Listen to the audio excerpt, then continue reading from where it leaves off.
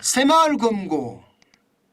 야, 과거의 저축은행 사태처럼 새마을 금고 사태가 터지지 않느냐, 이런 얘기가 계속해서 나왔었습니다. 그만큼 말입니다.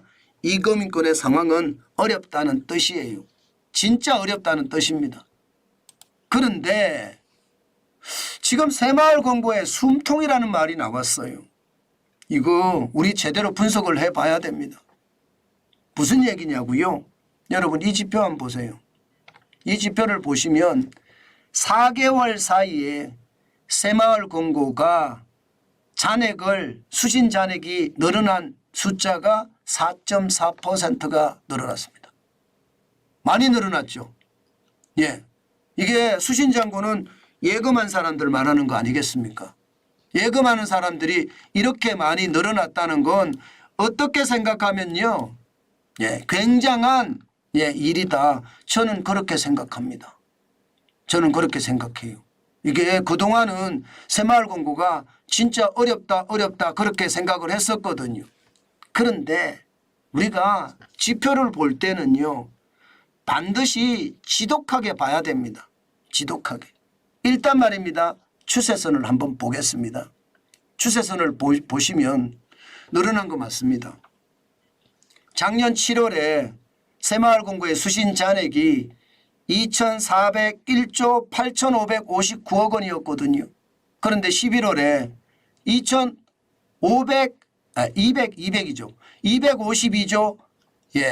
5,417억 원, 4.4%, 241조 8,559억 원, 여기에 비하면 늘어난 거 맞습니다. 늘어난 금액도 적지 않습니다. 늘어난 금액도 보시면 10조에 10조. 10조 6,858억 원이 늘어났습니다. 굉장히 많이 늘어났죠.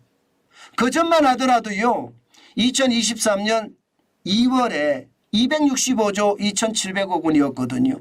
거기에 비하면 7월에 거의 23조 4,141억 원이 빠져서 8.8%가 빠졌습니다. 그래서 새마을 금고의 위기라는 단어가 계속 나왔습니다. 계속 나왔습니다. 그런데 갑자기 이렇게 올라간 거예요. 갑자기. 그러면 왜 올라갔을까가 중요하잖아요. 새마을 금고가 갑자기 말입니다. 경영이 엄청나게 쇄신돼서 올라갔느냐. 저는 그렇게 보지 않습니다. 그렇게 보지 않습니다. 이게 결국은요, 예금자에게 돈을 쉽게 말하면 많이 이자를 많이 줬다는 이야기잖아요. 이렇게 넘어간 배경에는요, 보시면 예적금 금리가 높습니다. 새마을 금고가. 새마을 금고가 다른 데 비해서 월등하게 높습니다. 일반적으로 1금융권의 1년 만기 주요 정기예금 금리는요, 많으면 3.9%예요. 적으면 3.5%입니다. 그런데 새마을 금고의 정기예금 금리는요, 이게 굉장합니다. 4.49%입니다. 4.49%. 그러면 적어도 0.5% 이상 많다는 뜻이잖아요. 여기에다가 새마을 금고마다 다 다르기는 한데요, 뭐 속초 중앙 새마을 금고는요 4.7%고요. 북대구 대평 새마을 금고는 4.6%입니다. 여기에다가 경북의 영덕이 있습니다. 영해 새마을 금고는 5.1%입니다. 그러니까 사람들이 이야, 이게 금리를 많이 주니까 그리 몰린다, 이렇게 이야기할 수가 있거든요. 저는 이게 굉장히 중요하다고 생각합니다. 진짜 굉장히 중요하다고 생각을 해요. 그런 걸 생각을 하면 결국은 예금 금리를 높여서 예금 금리를 높여서 결국은 시장에 수신 금리를 높였다는 이야기 있잖아요. 저는 그것을 보면서 야, 이거 진짜 조심하셔야 되겠다. 제가 그 말씀 꼭 드리고 싶습니다. 왜냐하면요, 새마을 금고의 수신 잔액이 늘어난 건 사실이에요. 그렇다고 말입니다, 부동산 PF 대출에 대한 위기가 가신 것도 아닙니다. 지금 상호금융이라고 돼 있죠. 여기에 새마을 금고에 포함이 되어 있는데 지금 보시다시피 4조 7천억 원이 그대로 있고요. 여기에다가 브릿지까지 합치면 저는 굉장한 문제가 될 거라고 생각을 합니다. 굉장한 문제가 될 거라고 생각을 해요. 그렇게 생각을 하면 여러분 결국 말입니다. 이게 가장 중요한 게 예금 금리를 많이 준다고 새마을 금고를 쫓아가는 것은 저는 아니라고 생각해요. 위기가 가신 것이 아니기 때문에 가장 중요한 것은요. 예금자 보호한도 있죠. 5천만 원을 반드시 지켜주셔야 된다고 생각을 하고요.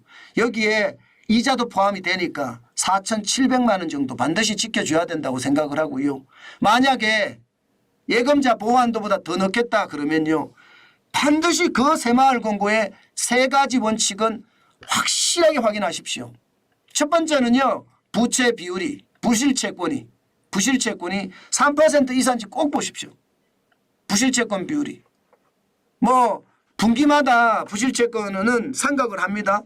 상각을 하더라도 반드시 보십시오. 그게 굉장히 중요한 지수입니다. 부실채권이 3% 미만인지.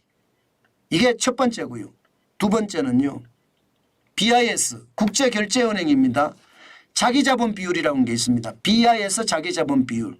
일반적으로 금융권 8% 이야기하거든요. 8%라고 생각하지 마시고요.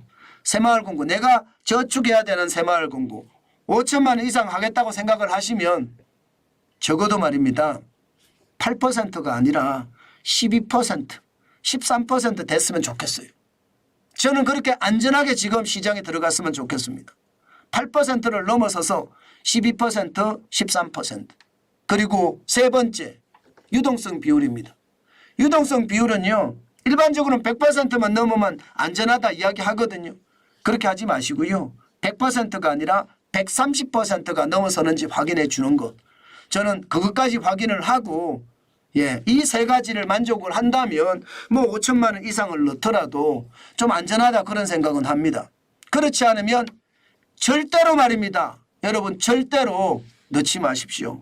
절대로 넣지 마십시오. 절대로. 5천만 원 이상은요. 절대로 넣지 마십시오. 그것을 넣는 순간 결국 말입니다. 내 자산이 사라진다는 것 저는 반드시 생각을 해야 된다고 봅니다. 그만큼 말입니다. 시장은 변해가거든요. 변해가더라도요. 뭔가 숨통이 트였다 이럴 때는 바닥경제가 진짜 좋아졌을 때 그때였다. 저는 그렇게 생각합니다. 그렇기 때문에 반드시 세계 시장은 확인을 해보고 시장에 들어가는 것 저는 굉장히 중요하게 생각합니다. 그렇지 않고는요. 여러분 시장에 성급하게 들어가려고 생각하는 것은 저는 안 했으면 좋겠어요. 이게 저축이라는 게 좋죠. 이자 많이 준다 그러면.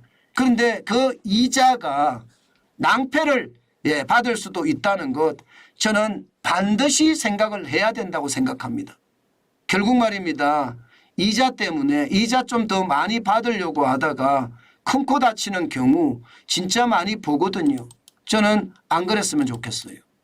그래서 여러분들에게 계속해서 제가 말씀을 드리는 거예요. 이게 언제 어느 때 어떤 일이 벌어질지 모르기 때문에 조심하시고 조심하는 거 잊지 말아라. 그 말씀도 제가 강조해 드리는데요. 항상 그랬으면 좋겠다. 다시 한번 제가 여러분에게 말씀을 드립니다. 시장이라는 게 그렇습니다. 그렇게 많이 변하기 때문에 무섭게 잘못했다가는 내 자산이 날아간다는 것도 항상 생각을 해야 되겠다. 그 말씀 강조합니다.